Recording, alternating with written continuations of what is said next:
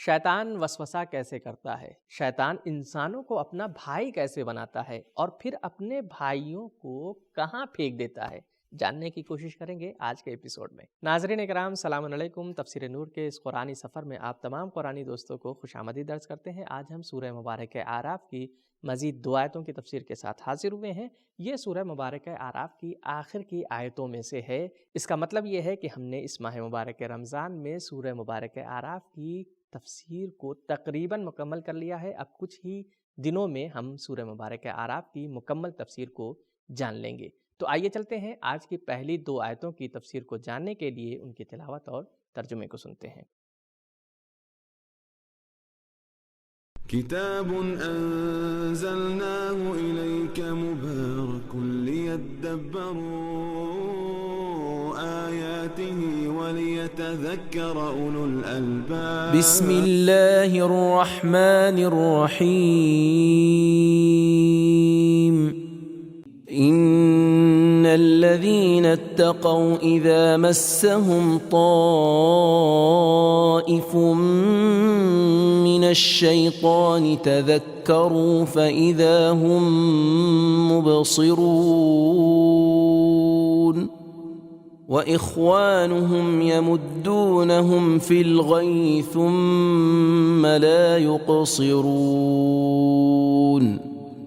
جو لوگ پرہیزگار ہیں جب انہیں کوئی شیطانی خیال چھو بھی جائے تو وہ چوکنے ہو جاتے ہیں اور یاد الہی میں لگ جاتے ہیں اور ان کی بصیرت تازہ ہو جاتی ہے اور حقیقت حال کو دیکھنے لگتے ہیں۔ اور جو شیطانوں کے بھائی بند ہیں تو وہ شیاطین انسی اور جنی ان کو گمراہی میں کھینچتے لیے جاتے ہیں اور انہیں گمراہ کرتے ہیں، کوئی کسر اٹھا نہیں رکھتے۔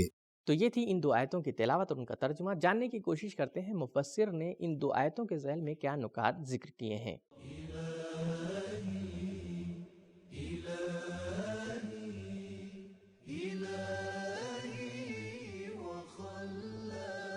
نکات: مسا کے معنی لگنا، کسی جسم سے ٹکرانا ہے۔ طائفن طواف کرنے والے کو کہتے ہیں۔ گویا شیطانی وسوسے انسانی فکر و روح کا طواف کرتے ہوئے مسلسل ان کے ارد گرد چکر کاٹتے ہیں تاکہ نفوذ کرنے کا کوئی راستہ تلاش کر سکیں۔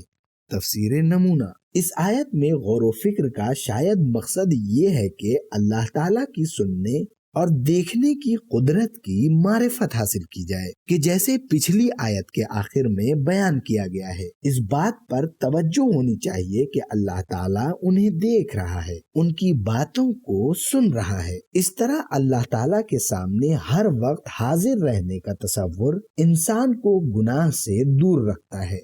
امام جعفر صادق علیہ السلام اس آیت کے بارے میں فرماتے ہیں، گناہ کا وسوسہ جب کسی بندے کے پیچھے آتا ہے اس وقت انسان خدا کو یاد کرتا ہے، نصیحت حاصل کرتا ہے اور پھر گناہ انجام نہیں دیتا۔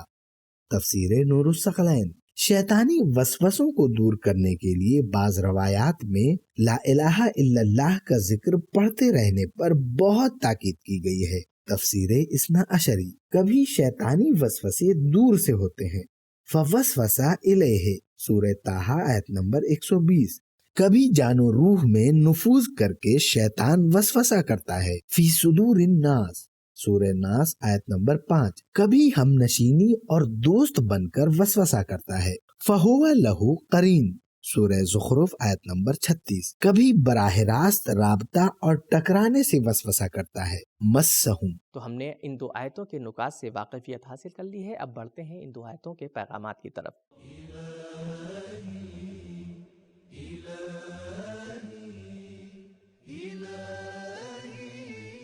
پیغام: شیطان مومن اور متقی افراد کو بھی گمراہ کرنے کی پوری کوشش کرتا ہے۔ نمبر 2، شیطان گمراہ کرنے کی خاطر ہمیشہ گشت اور چکر لگاتا رہتا ہے۔ نفسانی اور شیطانی وسوسے جراثیم کی طرح ہر جگہ موجود ہوتے ہیں اور کمزور ایمان افراد کو تلاش کرتے ہیں تاکہ ان پر اپنا وار کر سکیں۔ نمبر 3، علماء سماج کی اصلاح اور تربیت کرنے والوں کو خاص طور پر ہوشیار اور خبردار رہنا چاہیے کہ کہیں ایسا نہ ہو کہ مشکوک اور لوگوں کے ساتھ تعلقات قائم کر کے دشمن کی چالوں اور ان کے جال میں پھنس جائیں۔ لہٰذا ایسے لوگوں کو خاص طور سے خدا کی پناہ طلب کرنا چاہیے۔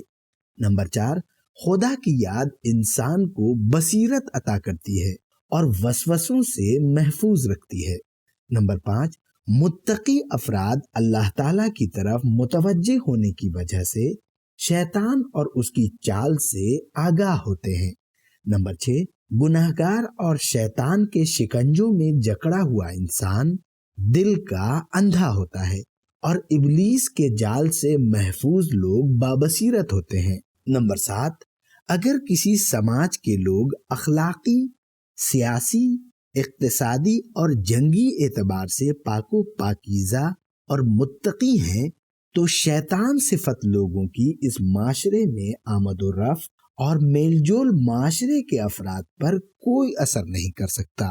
نمبر 8، اگر تقوی اور خدا کی یاد نہ ہو تو شیطان انسانوں کے بھائی بن جائے اور انسانوں پر ان کی پکڑ آسان اور مضبوط ہو جائے، پھر وہ انسان کو گمراہی کے گھٹاٹوپ اندھیروں میں دھکیل کر لے جائیں گے۔ نمبر 9، گمراہی کے راستے بے انتہا اور لامحدود ہیں۔ نمبر 10، اللہ تعالیٰ صالح اور متقی افراد کو اپنی ولایت کے سائے میں لے لیتا ہے، جیسا کہ ہم نے پہلی آیات میں پڑھا، لیکن غیر متقی اور بے ایمان لوگ شیطانی جال میں پھنس جاتے ہیں۔ نمبر 11، جو لوگ شیطانوں کے بھائی بن جاتے ہیں، شیطان انہیں گمراہی کے اندھے کنویں میں پھینک دینے کے بعد ان سے دور ہٹ جاتے ہیں اور بھائی چارہ ختم کر دیتے ہیں، پھر ایسے انسان گمراہی کے دلدل میں غرق ہو جاتے ہیں۔